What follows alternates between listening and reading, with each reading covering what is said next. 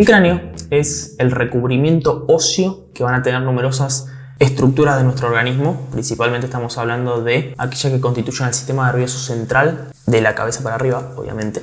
Y también numerosos órganos, principalmente de los sentidos. Estamos hablando del globo ocular, con todas sus estructuras, la olfacción, así como también la respiración, que el cráneo también le da una estructura íntegra al comienzo de la deglución. El cráneo es justamente una estructura que, como hablamos antes, le da un sostén tanto al macizo facial, que vamos a denominar viscerocráneo, como a los huesos del cráneo propiamente dicho, que van a ser al neurocráneo. Es decir, hay una parte del cráneo que sirve para proteger las partes del sistema nervioso y hay otra parte del cráneo que sirve para el viscerocráneo. Víscero viene de órgano, o sea que tiene más que ver con justamente todas estas funciones que estuvimos hablando: olfacción, respiración, visión, deglución. ¿Dónde diferenciamos lo que es neurocráneo de viscerocráneo? Acá lo que vemos es un cráneo en una vista lateral. Si repasamos generalidades de anatomía, acuérdense que esto es anterior, superior, inferior y posterior. Fíjense que si yo hago una línea con el puntero, voy a delimitar algún sitio en donde acá adentro puede asentar, por ejemplo, el cerebro. Entonces, si yo sigo esta línea, que sigue el reborde de la cavidad orbitaria, me voy por abajo, continúo por aquí y hacia posterior, estoy delimitando que todo lo que está por acá arriba va a alojar estructuras del sistema nervioso central. Cerebro, cerebelo, tronco encefálico, que luego vamos a estudiar. Fíjense que de esta línea para abajo tenemos al globo ocular, al aparato de la visión. Acá vendría a estar la nariz, o sea que de acá para adentro está el comienzo de la respiración, si se quiere, la cavidad oral y el aparato de la audición. Acá estaría la oreja, ¿no? Por ende, entendemos que de acá para abajo tenemos viscerocráneo, de acá para arriba neurocráneo. ¿Qué huesos constituyen al neurocráneo? Bueno, los siguientes. Tenemos hacia adelante a este hueso pintado en un salmón, si se quiere, al hueso frontal. Por detrás de este, articulando, el hueso parietal, uno de un lado y uno del otro. Son dos parietales. Por debajo del parietal está articulando este hueso en verde, que es el hueso temporal. Inmediatamente por detrás de ambos, y articulando con ellos, el hueso occipital. Y los huesos que por ahí son más difíciles de estudiar, cuando uno estudia cráneo, neurocráneo, son, en este caso en amarillito, el esfenoides, y lo que podemos ver es solo una partecita del hueso etmoides. Tanto el frontal como el etmoides, que luego vamos a estudiar en profundidad, como el esfenoides y el occipital son huesos impares y están en la línea media. En cambio, el temporal, así como el parietal, son huesos pares. Vamos a encontrar uno a cada lado. Fíjense que el temporal va a ser tanto la base para que se aloje aquí adentro estructuras como el cerebro, pero también tiene al aparato de la audición. Esfenoides, etmoides y frontal van a formar parte tanto de neurocráneo como de viscerocráneo, hacia abajo, por ejemplo, constituyendo parte de lo que es fosas nasales, cavidad orbitaria o estructuras propias de la faringe. Entonces, frontal, etmoides, esfenoides constituyen tanto parte del viscerocráneo como del neurocráneo. Temporal constituye tanto parte del neurocráneo como también aloja a lo que es el aparato de la audición. Parietal y occipital solamente neurocráneo. Y acá lo tenemos en una hermosa lista.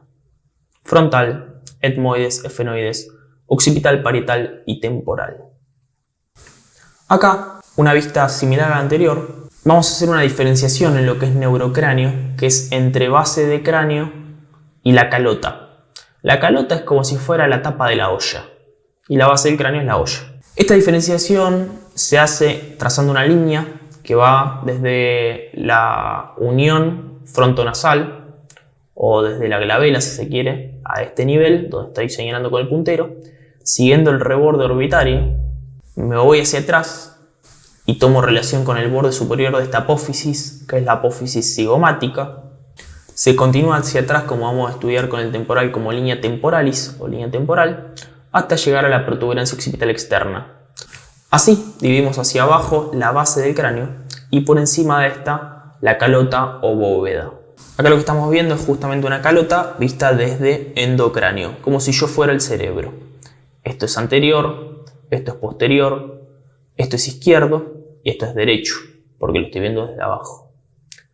¿Qué nos llama la atención? Nos llama la atención una línea en el medio que al principio es una cresta, es un sobresaliente, y que luego se hace un canal, una depresión. Respectivamente, esto va a ser parte del frontal. Hacia los lados tenemos un parietal derecho o un parietal izquierdo, y si bien acá no aparece en la imagen, generalmente en el corte de la calota puede aparecer un segmento del occipital. Entonces los huesos que constituyen la calota son frontal, ambos parietales y una porción del occipital. Y lo que estamos viendo acá son sucesivamente la cresta frontal, presta inserción a una hoja de las meninges, que es la dura madre. Básicamente son cubiertas fibrosas que van a envolver al sistema nervioso, que van a estudiar con el sistema nervioso, pero no podemos pasarla por alto y dejar de nombrarla. Esta hoja de dura madre se divide en dos a este nivel y va a formar un surquito, un canal. Todo lo que sea canal o espacio en anatomía se le puede llamar seno. Entonces este es el seno longitudinal porque corre longitudinal al eje del cráneo, superior porque está en la parte superior del cráneo. Entonces es un espacio en el eje longitudinal del cráneo y está por arriba, seno longitudinal superior. ¿Por qué es un canal? Porque básicamente va a pasar literalmente por acá sangre venosa que quiere volver hacia el corazón. Entonces, por el propio hecho de pasar, hace fricción y deprime el hueso, haciendo que sea un canalcito, un seno. Acá tenemos a los agujeros de Paccioni. Los agujeros de Paccioni son pequeñas depresiones que se hacen sobre el hueso, producto de que otra hoja de las meninges se mete literalmente dentro del seno para filtrar líquido cefalorraquídeo a sangre venosa. O sea, es una forma de devolver a la circulación general líquido cefalorraquídeo. En ese intento por hacerlo, toca el hueso y le hace un huequito.